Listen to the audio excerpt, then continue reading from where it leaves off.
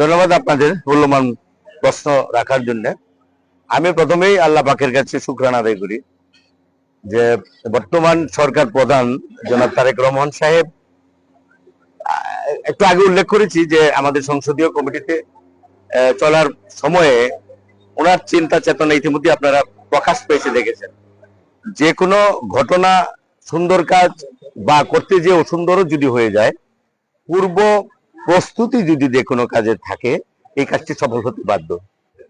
আমরা দেখেছি বিভিন্ন ভাবে উনি যে পূর্ব থেকে যে পদক্ষেপটি নিয়েছেন, আমাদেরকে উনি অনুরোধ জানিয়েছেন, নির্দেশনা নয়, অনুরোধ জানিয়েছেন যে স্থানীয় প্রশাসনকে আমরা বলেছি কাগজে পত্রে আপনারা তাদেরকে সহযোগিতা করবেন।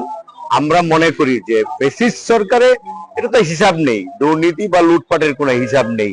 আপনার যে প্রশ্নে অংশ আছে যে অর্থনৈতিকভাবেই একটি প্রশ্ন আসে, আমরা যে কথাটা সুস্পষ্টভাবে বলতে চাই, আমরা প্রশাসনকে সাথে নিয়েই দলীয় নেতাকর্মী এবং জনগণকে ঐক্যবদ্ধ করি আমরা যে কোনো কাজ করতে চাই।